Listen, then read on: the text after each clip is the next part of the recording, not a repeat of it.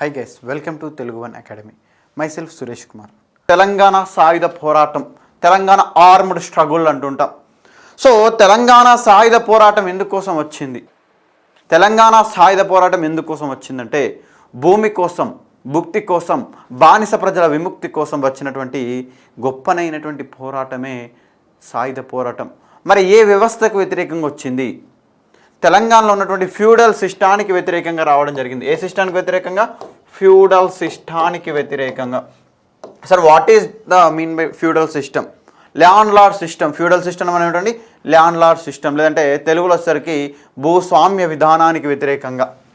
ఏ విధానానికి? భూస్వామ్య విధానానికి మనకు వ్యతిరేకంగా వచ్చినటువంటి పోరాటమే తెలంగాణ సాయుధ పోరాటం. మరి భూమి, భుక్తి, బానిస ప్రజల విముక్తి. భూమి అంటే అందరికీ తెలుసు ల్యాండ్, భుక్తి భోజనం, విముక్తి కోసం, బానిస ప్రజల విముక్తి కోసం అంటున్నాడు.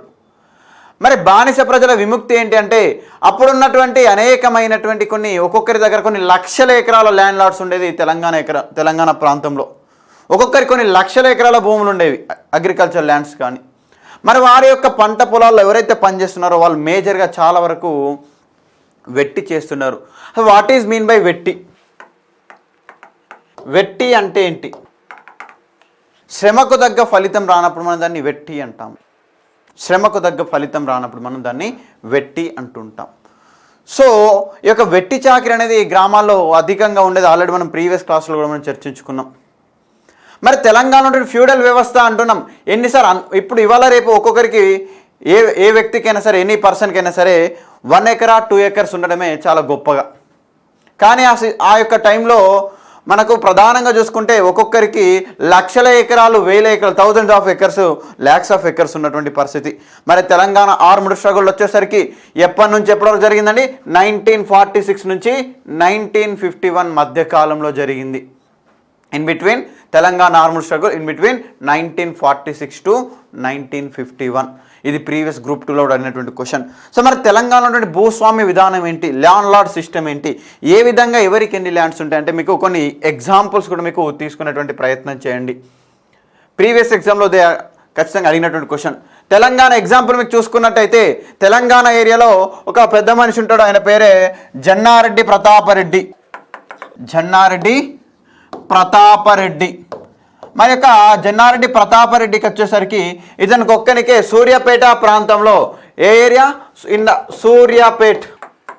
యొక్క సూర్యాపేట ప్రాంతంలోనే ఒక 1.5 lakhs ఎకర్స్. ఏంటండి?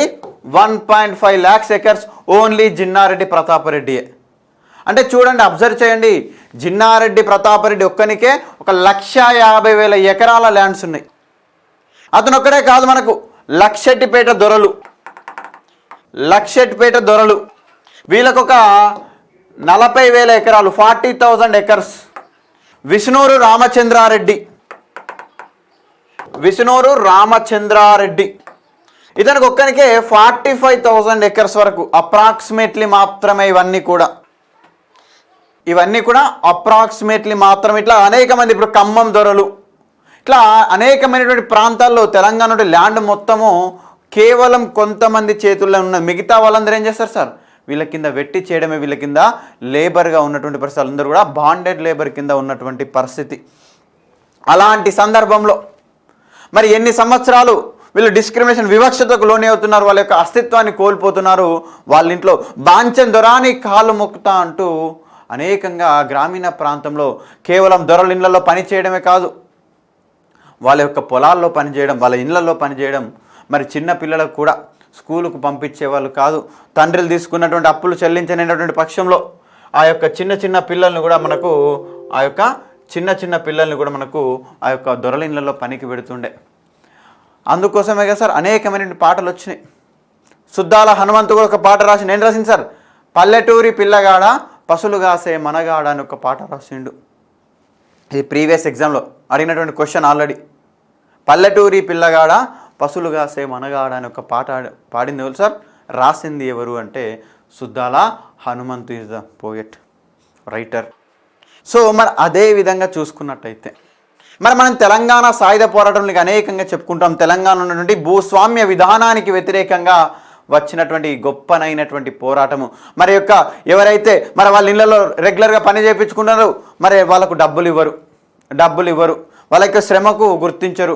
దానికి తోడు ఏంటి సార్ పరిస్థితి అంటే సమాజంలో ఎవరిని చూసినా కూడా వాళ్ళని చూస్తే చిన్న చూపు, పాలేరులుగా బతికేటువంటి పరిస్థితి, కొట్టేవారు, తిట్టేవారు అయినా కూడా అనేకమంది మహిళల యొక్క మాన ప్రాణాలు కూడా లెక్క చేయనటువంటి పరిస్థితిలో ఉండేది ఆ కాలంలో.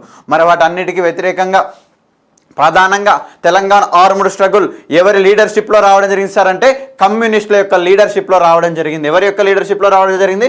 కమ్యూనిస్టుల యొక్క లీడర్షిప్లో మనకు తెలంగాణ సాయుధ పోరాటం అనేది రావడం జరిగింది. మరి తెలంగాణ సాయుధ పోరాటం కమ్యూనిస్టుల ఆధ్వర్యంలో జరగడం జరిగింది. సరే, మరి కమ్యూనిస్టులు అనగానే మనకు కొన్ని ప్రముఖమైనటువంటి కమ్యూనిస్టు పుస్తకాలు కూడా మనకు ప్రధానంగా రాసినటువంటి కారల్ మార్క్స్ రాసిండు. జర్మనీ దేశానికి చెందినటువంటి కారల్ మార్క్స్ కూడా రాసిండు ది కమ్యూనిస్ట్ మేనిఫెస్టో అని ఒక బుక్. ఏ బుక్ అండి?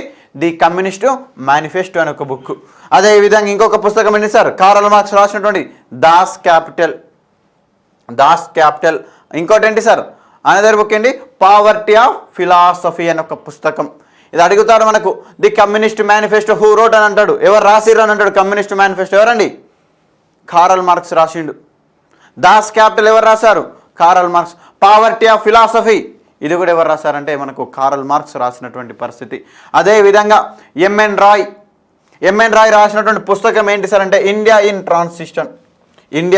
ట్రాన్సిషన్ అనే ఒక పుస్తకాన్ని మనకు ఎవరు రాశారు అంటే ఎంఎన్ రాయ్. ఇట్లా వీరి అన్నిటినీ మనం గ్యాదర్ చేసుకొని మరి సాయుధ పోరాటం గురించి చర్చించుకోబోతున్నాం.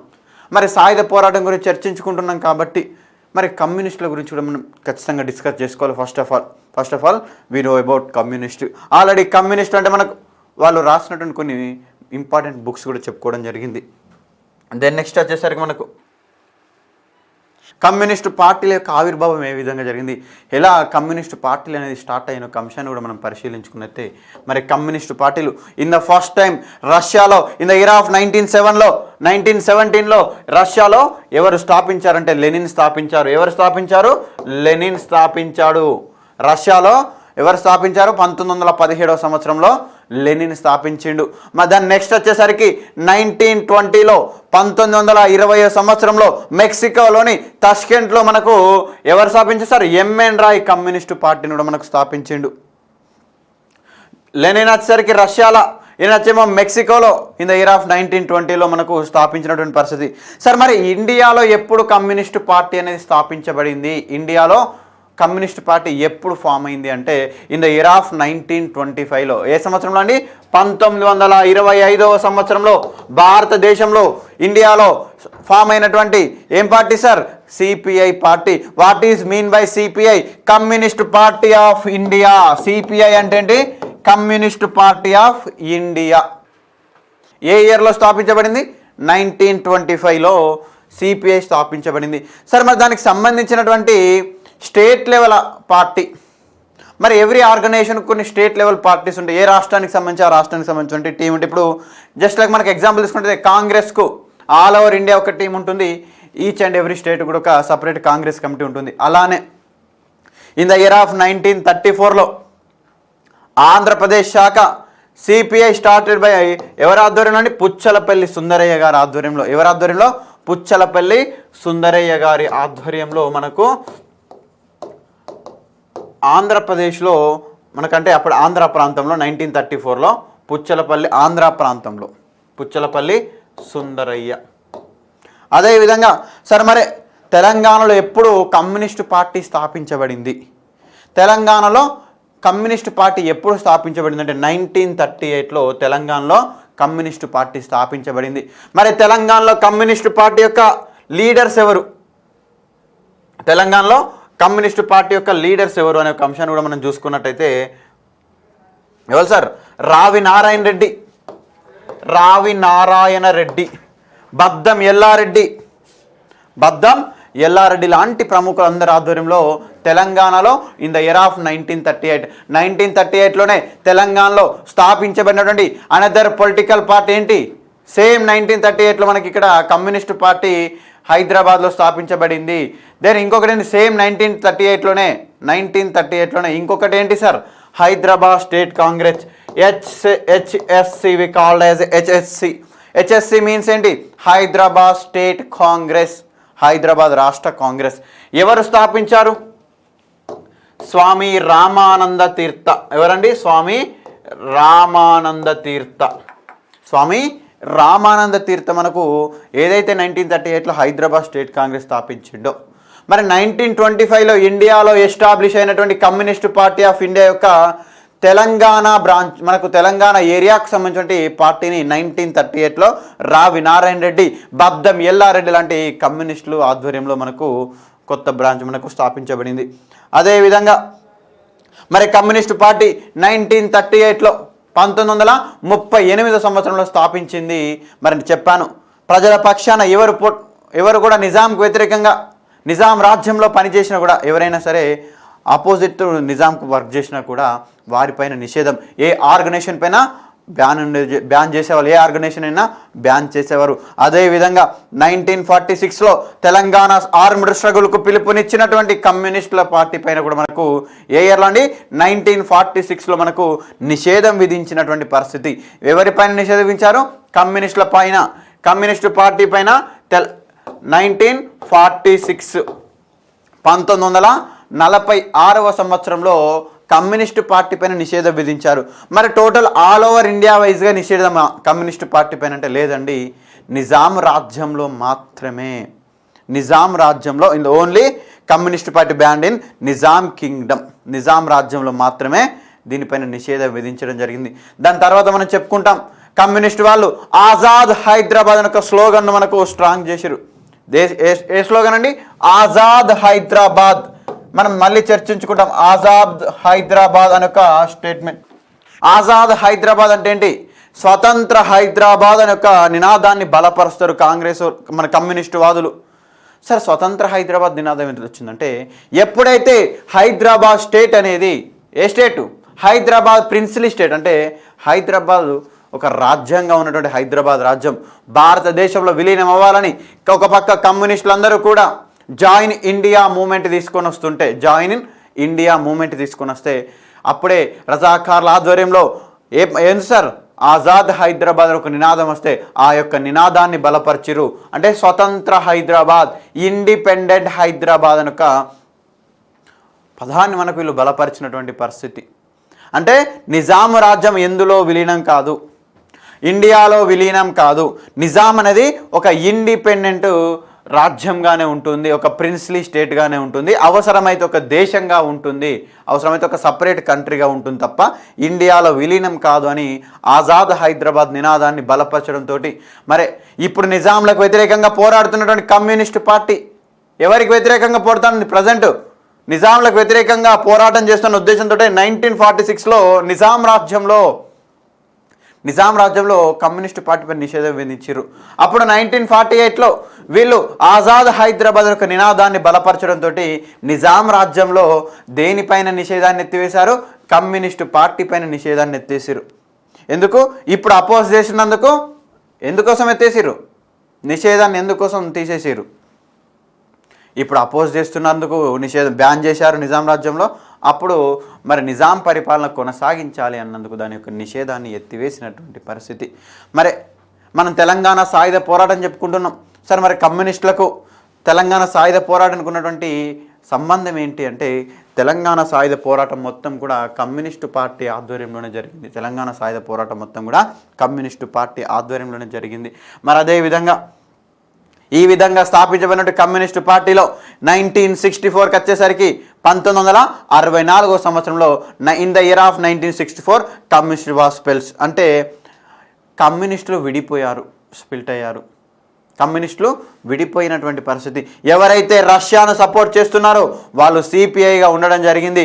ఎవరు సార్? రావి నారాయణ రెడ్డి, చంద్ర పుల్లారెడ్డి, మరి వీళ్ళందరూ రష్యాను సపోర్ట్ చేసే వాళ్ళంతా సిపిఐలో ఉన్నారు. ఎవరైతే చైనాను సపోర్ట్ చేసే వాళ్ళందరూ communist party of India Marxist సిద్ధాంతాలను నమ్ముకున్న వాళ్ళందరూ కూడా మనకు సిపిఐఎం వరకు వెళ్ళిపోయినటువంటి పరిస్థితి. అందులో ప్రధానంగా పుచ్చలపల్లి సుందరయ్య లాంటి ప్రముఖులు. ఈ విధంగా భారతదేశంలో కమ్యూనిస్టు పార్టీలు అనేవి స్థాపించడం జరిగింది. ఈ విధంగా మనకు భారతదేశంలో కమ్యూనిస్టు పార్టీలు అనేవి స్థాపించబడింది. మరి అదే విధంగా చూసుకున్నట్టయితే ఈ విధంగా కమ్యూనిస్టు పార్టీలు స్థాపించబడినాయి. అదేవిధంగా మనకు ఎవరైతే సోషలిస్టు భావాలు కలిగినటువంటి యువకులు, ఎవరు సార్? సోషలిస్టు ఐడియాలజీ కలిగినటువంటి యూత్ ఆధ్వర్యంలో, సోషలిస్టు ఐడియాలజీ కలిగినటువంటి యువకుల ఆధ్వర్యంలో కొత్తగా ఒక కామ్రేడ్స్ అసోసియేషన్ స్థాపించబడింది. ఏ association? Comrades association. The comrade association was founded in 1939 by socialist ideology youth and educators. ఎవరి ఆధ్వర్యంలో? 1939వ సంవత్సరంలో. ఏ ఇయర్లో? 1939లో. ఎవరైతే సోషలిస్టు భావాలు కలిగినటువంటి విద్యార్థులు, అదేవిధంగా ఎడ్యుకేషన్ మనకు విద్యావంతుల ఆధ్వర్యంలో, ఎవరైతే సోషలిస్ట్ ఐడియాలజీ ఉన్నటువంటి వాళ్ళ ఆధ్వర్యంలో ఒక కొత్త ఆర్గనైజేషన్ రావడం జరిగింది. ఏ ఆర్గనైజేషన్ అండి అది? ఏ ఆర్గనైజేషన్ రావడం జరిగింది? కామ్రేడ్స్ అసోసియేషన్ అనేది రావడం జరిగింది. మరి యొక్క కామ్రేడ్స్ అసోసియేషన్ యొక్క ప్రధానమైనటువంటి వ్యక్తులు ఎవరు? Who is the important crucial role play చేసినటువంటి వ్యక్తులు ఎవరు ఈ యొక్క ఆర్గనైజేషన్ రావడానికంటే? మగ్దుమ్ మొయినుద్దీన్. ఎవరు? మగ్దుమ్ మొయినుద్దీన్ గారు. అదేవిధంగా సయ్యద్ ఆలం. ఎవరు? సయ్యద్ ఆలం. అదేవిధంగా రాజా బహదూర్ గౌడ్. రాజా బహదూర్ గౌడ్ లాంటి ఈ యొక్క పర్సనాలిటీస్ ఆధ్వర్యంలో మనకు ఏ అసోసియేషన్ ఏర్పాటు చేయడం జరిగింది? Comrades association. In the year of 1939లో ఈ యొక్క ఆర్గనైజేషన్ అనేది మనకు స్థాపించబడింది.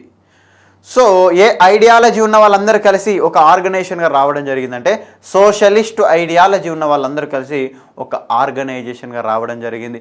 దెన్ నెక్స్ట్ వచ్చేసరికి మరి తెలంగాణ ప్రాంతంలో అనేకమైనటువంటి పరిస్థితులు జరుగుతున్నాయి. ఏదైతే ప్రజల పక్షాన కొట్లాడుతున్నారో వాళ్ళపైన దాడులు జరుగుతున్నాయి. అనేక మంది ప్రజలను కూడా బలవంతపు లెవీ వసూళ్ళు, అక్రమ ట్యాక్స్ వసూళ్ళు. మరి తెలంగాణ సాయుధ పోరాటం రావడానికి ప్రధానమైనటువంటి కారణం ఏంటంటే బలవంతపు ట్యాక్స్ వసూళ్ళు, వెట్టి చాకిరి, బలవంతపు ట్యాక్స్ వసూళ్ళు. అదొకటే కాకుండా మరి ట్యాక్స్ కట్టించుకుంటారు కానీ రిసిప్ట్స్ ఇయ్యరు. అదేంటి సార్ అని అడిగితే నువ్వు ట్యాక్స్ కట్టలేదని మళ్ళీ రివర్స్లో అడిగేటువంటి పరిస్థితి ఉంది. అలాంటి సందర్భంలో మరి ఎన్ని రోజులు ఈ యొక్క అణచివేతకు గురి అవుతాం. మరి ఎవరైతే ఎదురు తిరిగితే వాళ్ళని చంపేసేటువంటి ప్రయత్నం చేస్తున్నారు. అప్పుడు రజాకార్స్ ఉండేవాళ్ళు. మరి రజాకార్లు ఎవరని చూడరు, చిన్న వాళ్ళని చూడరు, పెద్దవాళ్ళని చూడరు, ఎవరని చూడరు. ఖచ్చితంగా వాళ్ళను రజాకార్లకు వ్యతిరేకంగా ఎవరు పని చేస్తే వాళ్ళని చంపేస్తూ ఉంటారు, వాళ్ళను చిత్రహింసలు పెడుతూ ఉంటారు. మరి అలాంటి సందర్భంలో మరి వీళ్ళకు తోడుగా నిజాం పోలీసులు కూడా మనకు వీళ్ళ అనేక ప్రజలపైన దాడి చేసేవాళ్ళు. అదేవిధంగా అక్రమ కేసులు పెట్టేటువంటి పరిస్థితి కూడా ఆ సమయంలో ఉన్నటువంటి పరిస్థితి. మరి ఎవరైనా సరే ఒక పటవారీలు చెప్పిందే వేదం. ఆ పటవారీలు ఎవరి ఆధ్వర్యంలో పనిచేస్తారు? స్థానికంగా ఉన్నటువంటి జమీందార్ ఆధ్వర్యంలో పనిచేస్తారు, దొర ఆధ్వర్యంలో పనిచేస్తారు. మరి వాళ్ళందరికీ ఈ యొక్క దొర ఆగడాలేంది ఈ యొక్క గ్రామాల్లో అనే ఉద్దేశంతో వాళ్ళకు వ్యతిరేకంగా వచ్చినటువంటి పోరాటమే. మరి అలాంటి సందర్భంలో తెలంగాణ సాయుధ పోరాటం అనగా ప్రధానంగా మనకు గుర్తుకు రావాల్సిన ఏ డిస్ట్రిక్ట్ సార్? పూర్వ ఓల్డ్ నల్గొండ డిస్ట్రిక్ట్, కరీంనగర్, వరంగల్, ఇట్లా ఆదిలాబాద్, నిజామాబాద్, ఇట్లా ఖమ్మం ప్రాంతాల్లో మనకు అత్యధికంగా మనకు ఈ యొక్క పోరాటాలు జరిగినటువంటి పరిస్థితి. మరి ముఖ్యంగా చూసుకున్నట్లయితే ఇలాంటి సందర్భంలోనే మనకు ఒక పుస్తకం కూడా రావడం జరిగింది. ఆ యొక్క ప్రజల యొక్క బాధలను, ఆ యొక్క ప్రజల యొక్క పోరాటాన్ని చూసినటువంటి దేవులపల్లి వెంకటేశ్వరరావు గారు. ఎవరండి? దేవులపల్లి వెంకటేశ్వరరావు గారు ఒక బుక్ కూడా రాశారు. ఏ బుక్ రాశారు? The heroic struggle of people of Jangaon. అదేవిధంగా police atrocities in the Nizam kingdom. Jangaon ప్రజల వీరోచిత పోరాటము హైదరాబాద్ రాజ్యంలో పోలీసు దురాగతాలు అనే ఒక పుస్తకాన్ని ఇక్కడ కనిపిస్తున్నారు చూడండి సార్. ఈ సార్ పేరే దేవులపల్లి. ఈ యొక్క దేవులపల్లి గారి యొక్క రచన ఏంటి సార్? జనగామ ప్రజల వీరోచిత పోరాటము హైదరాబాద్ రాజ్యంలో పోలీసు యొక్క దురాగతాలు అనే ఒక పుస్తకాన్ని కూడా రాసిండు. The heroic struggle of Jangaon people. అదేవిధంగా police atrocities in the kingdom of Nizam అనే ఒక పుస్తకాన్ని కూడా మనకు రాశారు. ఆ యొక్క పుస్తకం కళ్ళకు కట్టినట్టు చూపిస్తుంది ఆ యొక్క కాలంలో ఏదైతే స్థానికంగా ఉన్నటువంటి ప్రజలపైన జరుగుతున్నటువంటి, ఏ విధంగా స్థానికంగా ఉన్నటువంటి లోకల్ పీపుల్ పైన జరుగుతున్నటువంటి అన్యాయాలను అన్నింటినీ కూడా వాళ్ళు ఏ విధంగా పోరాడుతున్నారనే ఒక అంశాలను కూడా మనకు క్లియర్గా మెన్షన్ చేయడం జరిగింది. మరి ప్రధానంగా సాయుధ పోరాటం ఎందుకు సార్? బలవంతపు ట్యాక్స్ వసూళ్ళు, అక్రమ లెవీ వసూళ్ళు. అదేవిధంగా మనకు చూసుకున్నట్టయితే ఈ యొక్క రజాకార్ల యొక్క ఆగడాలకు వ్యతిరేకంగా మనకు సాయుధ పోరాటం వచ్చింది. మరి ఫస్ట్ మనకు రజాకార్లు అంటే తెలియాలి, రజాకార్స్ అంటే మనకు తెలియాలి. మరి రజాకార్స్ అంటే తెలియాలి కాబట్టి ఒకసారి రజాకార్స్ గురించి కూడా తెలుసుకునేటువంటి ప్రయత్నం చేద్దాం. We should no compulsory about Razakars. అసలు రజాకార్ల గురించి మనం డిస్కస్ చేసుకోవాలి. Sir what is mean by Razakar? Razakar అంటే మనకి ఇల్లు ఏమన్నా నిజాం యొక్క పోలీసులా? నిజాం యొక్క పోలీసులా? కాదు. ఇది ఒక రజాకార్ మీన్స్ ఒక వాలంటరీ ఆర్గనైజేషన్. వాలంటరీ ఆర్గనైజేషన్ ఒక రజాకార్స్ మీన్స్ ఏంటండి మనకు తెలుగులో సరికి ఒక వాలంటరీస్, ఒక స్వచ్ఛంద సేవకులు. ఏంటండి రజాకార్ మీన్స్ ఏంటండి? ఒక స్వచ్ఛంద సేవకులు. ప్రీవియస్ గ్రూప్ 2 క్వశ్చన్లో అడిగిండు, అనేకమైనటువంటి ఎగ్జామ్స్లో అడిగిండు. రజాకార్ అంటే ఏంటి అని అడుగుతుంటాడు మనకి ఎగ్జామ్లో. ఆప్షన్ ఏ నిజాం పోలీసులు అంటాడు. What is mean by Razakar అంటే option A Nizam police, option B Nizam private security, option C voluntary organisation, volunteers అని కూడా అంటాడు, option D none of the above అంటాడు. సో అప్పుడు మనం ఆన్సర్ చేయాల్సింది ఏంటంటే వాళ్ళు వాలంటరీస్. రజాకార్స్ అంటే ఏంటి సార్? మరి వీళ్ళు పోలీసులు కాదు, నిజాం యొక్క ఆర్మీ కాదు, ఎవరు కాదు, వీళ్ళు ఒక స్వచ్ఛంద సేవకులు. మరి యొక్క స్వచ్ఛంద సేవకులు యొక్క రజాకార్స్ ఆర్గనైజేషన్ అనేది ఏ విధంగా ఫామ్ అయిందని ఒక ఐడియా మనకు రావాలి. రజాకార్ అనే ఒక ఆర్గనైజేషన్ ఏ విధంగా ఫామ్ అయిందో తెలియాలంటే మనకు ముందే ఇంకొక విషయం తెలవాలి. ఇన్ ద ఇయర్ ఆఫ్ 1927లో ముస్లింలకు సంబంధించి కల్చరల్ సంబంధించినటువంటి అంశాల కోసం ఏంటి సార్? ముస్లింలకు సంబంధించినటువంటి సాంస్కృతిక పరమైనటువంటి కార్యక్రమాల నిర్వహణ కోసం 1927వ సంవత్సరంలో ఏంటి sir? In the year of 1927 for the organisation of religious and కల్చరల్కి సంబంధించి ఈవెంట్స్ నిర్వహించుకోవడం కోసం. దేనికి సంబంధించి? ముస్లింలకు సంబంధించి కల్చర్కి సంబంధించినటువంటి సాంస్కృతిక పరమైన కానీ రిలీజియస్ యొక్క ఈవెంట్స్ కండక్ట్ చేసుకోవడానికి, వారి యొక్క సంస్కృతిని కాపాడుకోవడం కోసం 1927వ సంవత్సరంలో స్థాపించబడినటువంటి ఆర్గనైజేషనే ఇన్ ద ఇయర్ ఆఫ్ 1927లో ఎస్టాబ్లిష్ అయింది మనకేంటి సార్? ఇత్తహాదుల్ జైనుల్ ముస్లిమీనన్. ఏ ఆర్గనైజేషన్? ఇత్తహాదుల్ జైనుల్ ముస్లిమీనన్. ఏ ఆర్గనైజేషన్? ఇత్తహాదుల్ జైనుల్ ముస్లిమీన్ అనే ఒక ఆర్గనైజేషన్ 1927లో స్థాపించబడింది. ఎందుకోసం స్థాపించబడింది? ఏదైనా ఒక ఆర్గనైజేషన్ అనేది స్థాపించబడుతుంది అంటే, ఏదైనా ఒక ఆర్గనైజేషన్ అనేది స్థాపించబడుతుంది అంటే దానికి ఒక ఆబ్జెక్టివ్ ఉంటుంది. మరి ఇత్తహాదుల్ జైనుల్ ముస్లిమీన్ అనే ఒక ఆబ్జెక్టివ్ ఏంటి అంటే, ముస్లింలకు సంబంధించినటువంటి మతపరమైన సాంస్కృతిక పరమైనటువంటి కార్యక్రమాల నిర్వహణ కోసం స్థాపించబడిందే ఇత్తహాదుల్ జైనుల్ ముస్లిమీన్. అదే యొక్క ఆర్గనైజేషన్ నేమ్ను 1929కి వచ్చేసరికి ఇత్తహాదుల్ జైనుల్ ముస్లిమీన్ అనే ఒక ఆర్గనైజేషన్ పేరును ఏరికి వచ్చేసరికి 1929కి 1929 అంటే ఇది ఆర్గనైజేషన్ స్టార్ట్ చేసినాక 2 ఇయర్స్. ఎన్ని సంవత్సరాలు కానీ 2 సంవత్సరాలకే 2 సంవత్సరాలకే ఈ యొక్క ఆర్గనైజేషన్ పేరు అనేది ఇక్కడికి వెళ్ళి జైనుల్ అనే ఒక నేమ్ను రిమూవ్ చేశారు. జైనుల్ అనే ఒక వర్డ్ను రిమూవ్ చేసి మజ్లిస్ ఇత్తహాదుల్ ముస్లిమీనన్ అనే ఒక పేరు ప్రతిపాదించడం జరిగింది. ఏ పేరు పెట్టారండి? 1929లో ఏ నేమ్ అనేది రావడం జరిగింది? మజ్లిస్ ఇత్తహాదుల్ ముస్లిమీనన్ అనే ఒక పేరును చేంజ్ చేయడం జరిగింది. అంటే ఒకసారి చూడండి, ఫస్ట్ ఈ ఆర్గనైజేషన్ స్టార్ట్ అయినప్పుడు దీని పేరు Ittehadul Jainul Muslimeen in the year of 1927. ఆ నేమే 1929లోకి వచ్చేసరికి దే రిమూవ్డ్ జైనుల్ అనే ఒక వర్డ్ని రిమూవ్ చేశారు. ఏ వర్డ్ రిమూవ్ చేశారు? ఇందులోకి వెళ్ళి జైనుల్ అనే ఒక వర్డ్ రిమూవ్ చేశారు. రిమూవ్ చేసి ఏమని పేరు పెట్టారు? మజ్లిస్ ఇత్తహాదుల్ ముస్లిమీన్ అని ఒక పేరు పెట్టారు. ఈ సంస్థకు first president of Zainul Ittehadul ముస్లిమీనన్ అంటే ఇప్పుడు వచ్చేసరికి మజ్లిస్ ఇత్తహాదుల్ ముస్లిమీనన్ నవాబ్ సాదర్ యార్ జంగ్. ఎవరండి? ఈ యొక్క ఆర్గనైజేషన్కు ఫస్ట్ ప్రెసిడెంట్ ఎవరు? నవాబ్ సాదర్ యార్ జంగ్. నవాబ్ సాదర్ యార్ జంగ్ వచ్చేసరికి మొదటి అధ్యక్షుడు ఈ యొక్క ఆర్గనైజేషన్కు. ఏ ఆర్గనైజేషను? మనం ఏ ఆర్గనైజేషన్ గురించి చర్చించుకుంటాం? రజాకార్ అనే ఒక ఆర్గనైజేషన్ గురించి చెప్పుకుంటున్నామా? రజాకార్ ఆర్గనైజేషన్ గురించి కాదు మనం చెప్పుకునేది.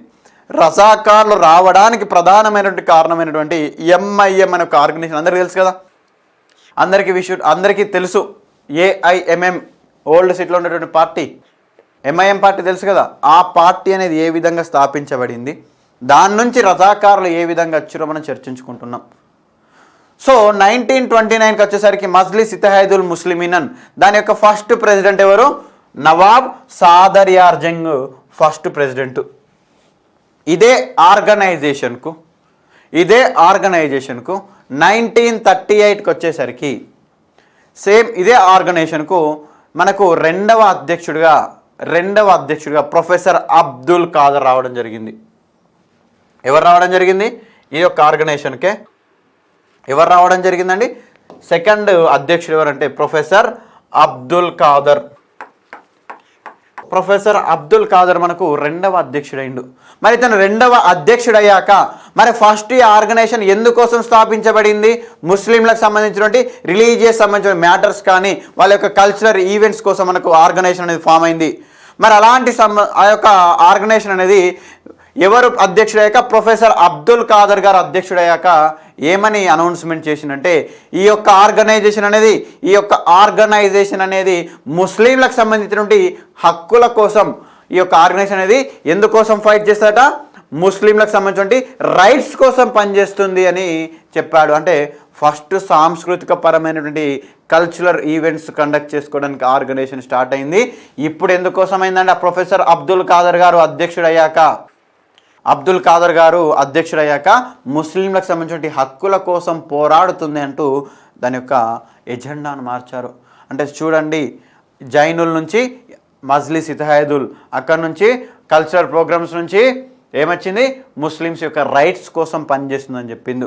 అదే సంబంధంలో 1939లో దీనికి మళ్ళీ అధ్యక్షుడు మారారు. అతని పేరే నవాబ్ బహదూర్ యార్ జంగ్.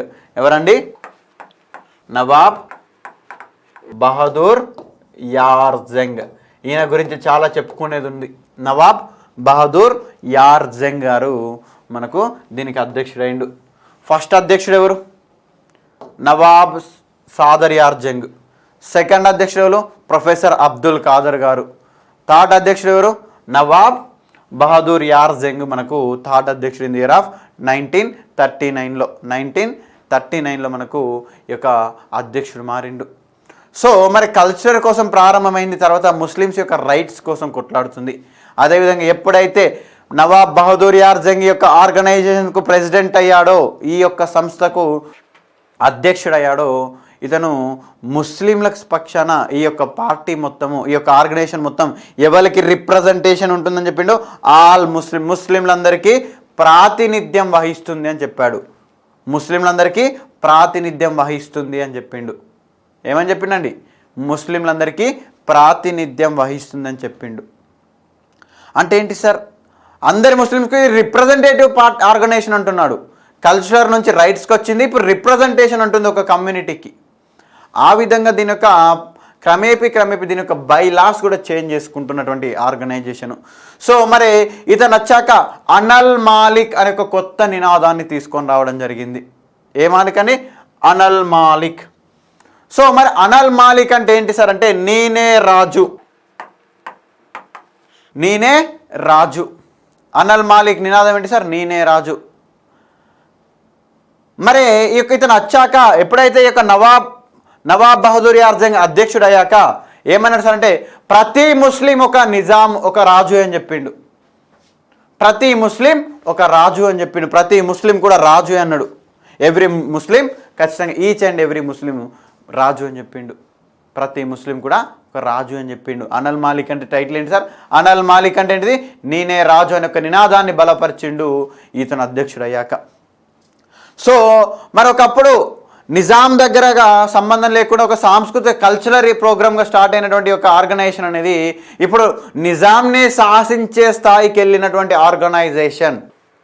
అంటే కల్చర్ తోటి ప్రారంభమైంది, రైట్స్ కోసం, తర్వాత రిప్రజెంటేషన్ అయిపోయిన తర్వాత ఇప్పుడు నిజాంనే శాసించే స్థాయికి వెళ్ళినటువంటి ఆర్గనైజేషన్ ఏంటంటే ఈ యొక్క ఎంఐఎం అనే ఒక ఆర్గనైజేషన్. మరి ప్రధానంగా చూసుకున్నట్లయితే ఈ యొక్క ఆర్గనైజేషన్ ఎవరందరికీ రిప్రజెంటేషన్ అని చెప్పి మనకు నవాబ్ బహదూర్ యార్ జంగ్ ఎవరికి అందరికీ అన్నాడు? ముస్లింలందరికీ ప్రాతినిధ్యం వహిస్తుందంటూ సమాజంలో ఇరు వర్గాల మధ్య కొంచెం విభేదాలు తీసుకొచ్చేటువంటి పెత్తనం చేసేటువంటి ప్రయత్నం చేస్తున్నాడు. అనేకమంది చెప్పుకున్నాం. తెలంగాణ కల్చర్లో భాగంగా తెలంగాణ గ్రామీణ వ్యవస్థలో మొహర్రం పండుగ, పీర్ల పండుగ అంటేనే అందరూ కూడా జరుపుకునేటువంటి పండుగ. హిందూ ముస్లిం మతాలకు అతీతంగా జరుపుకునేటువంటి పండుగ మనకి ఈ పండుగ. మరి అలాంటి సందర్భంలో ఇతను ముస్లింలందరికీ ఈ యొక్క ఎంఐఎం మజ్లిస్ ఇత్తహాదుల్ ముస్లిమీన్ అనే ఒక organisation, it representation to all the Muslimeens అని మనకు చెప్పినటువంటి పరిస్థితి. ఇంకా మీకు ప్రతి క్లాస్ నుంచి రెగ్యులర్గా మీకు ఈచ్ అండ్ ఎవ్రీ క్లాస్ నుంచి అప్డేట్స్ రావాలి అనుకుంటే please subscribe to Telugu one academy. Until then bye bye, please stay safe, thank you.